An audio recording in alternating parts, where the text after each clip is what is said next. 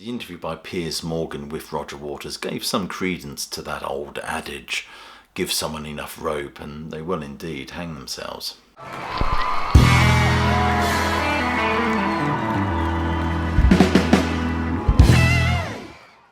Welcome Classic Rock fans to a short video on Pink Floyd and Roger Waters, which addresses not so much the inflatable porker in the room, but the huge elephant that was his interview with Piers Morgan. If you're new to this channel, please do click like, subscribe and check that notification bell, as in the words of Steven Tyler, you don't miss a thing. And check some of the links below this video for ways you can support the sterling work. Then a classic album review is always much appreciated. As someone who is a huge Pink Floyd fan, I have nothing but admiration for these guys and the wonderful, wonderful music that they made. And there's no doubt in my mind that this band were at their very best when there was a perfect balance, a symbiosis, if you will, between the musical shapings of Gilmour, Mason and Wright, and the wonderful lyrics and conceptual nous and vision that was Roger Waters. There, I've said it. That's that out of the way.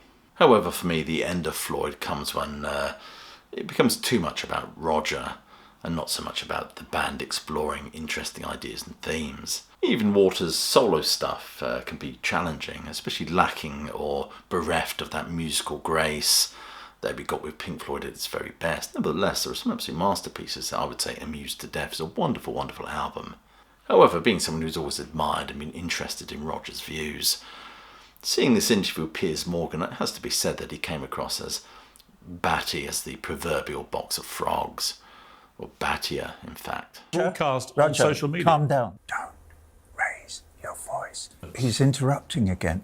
Who are you talking to? The Piers Morgan interview ranged from discussing a number of issues, really. Obviously, they addressed accusations for anti-Semitism, and they probed quite deeply in terms of the whole Israeli and Palestine issue, which, as you know, Waters has got some pretty strong views on. Piers Morgan pushed him to identify what had happened, the atrocity on October the 7th, which Waters was very vague about, worryingly so, I think. Waters insisted, of course, that there was no evidence for these atrocities, and therefore, reading between the lines, we must assume that perhaps they didn't happen. There's no evidence. Actually, there is extensive evidence. There is no evidence. Sexual assault and rape. Like there was a point where Morgan wanted to stress or talk about the Jewish indigenousness, if that's a word, and, you know, it provided some sort of historical, interesting reading that he'd done on the topic. And Waters just laughed it off and explained he has no interest in reading this. I haven't read that book, I admit, and I'm not sure I want to. Which was rather odd, given at the start of the interview his mantra was read everything that was about the topic, then do the best thing.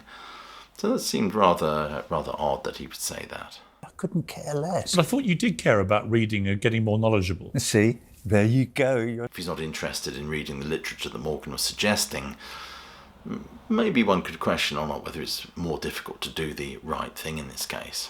Another interesting part of the interview, of course, is when Morgan questioned him on the whole Putin apologist accusation made by Polly Sampson. And of course, he did bring up the Polly Sampson letter. Of course, Waters refused to even comment on that, saying it was a personal matter. Quite a few cases in this interview, he had some wriggle room to say, I'm not commenting on that, which was a shame, really, particularly his quite insulting remarks to Bono. Now, none of us are averse to throwing the odd insulting remark to Bono, but he was questioned or not whether that was the kind or right thing to do. But it was also interesting when he was questioned about his attitude towards the Russia-Ukraine war, or special military operation, as they call it. It seemed that Waters refused to condemn it as a war crime, which Morgan immediately seized upon. Morgan is a typical political interviewer. He's a bit of a provocateur in that respect. Waters should have known better. In Waters' defence, he tends to get too emotional, I think, and that's certainly not the way to be when you're dealing with an interviewer like that. However, I also argue that I think Waters probably lives in a specific bubble where he's surrounded by people who are just going to agree with him. And this Morgan interview was a real challenge, I think, and I think he just, as I said, he came across as a bit loopy. For example, Waters would just laugh inanely a lot of the time, or he would address the camera directly, address the audience, you know, ignoring Piers Morgan entirely, which was a bit odd, really, given the context that this was an interview and discussion. He's interrupting again. Who are you talking to? I'm talking to the camera. Or he'd start talking to somebody who wasn't there. Perhaps his imagined mother was there, perhaps, to give him advice, which came across as a little bit unhinged, I think. Broadcast on social media. Calm down. Roger. If we go back to his questioning of Morgan's questioning of Waters regarding his support for Russia, which I don't think he has done that. He has said that Russia were provoked.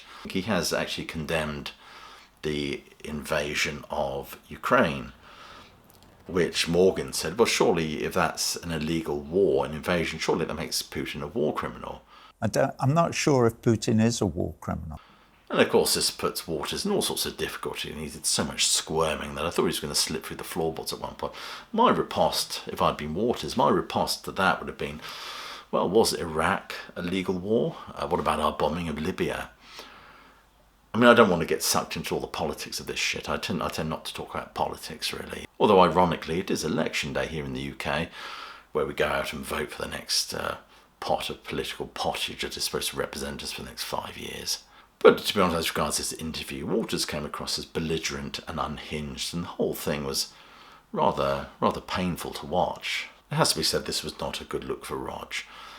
Rather than the fierce intellectual and astute mind that he set himself up to be, and I believe him to be, he came across as a bumbling old man whose catheter was perhaps pinching a little bit too much. And whether or not we like Roger Waters or not, this interview was a complete disaster. But by interviewing Waters and calling him out on things like double standards and reaction to October the 7th, for example, and his stance on the whole Ukraine-Russia thing, the best part of the interview was, of course, when Waters was asked if he was an anti-Semite. Of course, Waters' response was quite excellent. Do you know who would know if Roger Waters was an anti-Semite? Roger Waters would. And I tend to agree with him to a certain extent. I mean, I think to hold the stance that Waters does on human rights and the value of life and the people's right to exist, I think it would be difficult to entertain any notions of racist notions as such as that. However, he does express views or express them in a way which is quite questionable at times. For example, his refusal to engage with the atrocities of October the 7th, for example. I mean, he would say he was anti-Israel rather than anti-Semitic. But sometimes there's a fine line that people can sort of cross over into, really, if they're not very careful. I think Morgan quite skillfully controlled that interview and needled him in a way to get the emotional response that he wanted, to get Waters to respond in the way he wanted, because it would get clicks and views, and it made for good television. I think Waters played well into his hands there. As I said at the beginning of this video, give somebody enough rope and they will certainly hang themselves, and Waters did just that. Become a Patreon, why not? There's a fine body of work on my Patreon now. Share this video if you know anyone who might be interested in it. Other than that, I'll leave you with my closing salvo, which is, as you know, hope you're well, staying safe, and of course that you keep listening.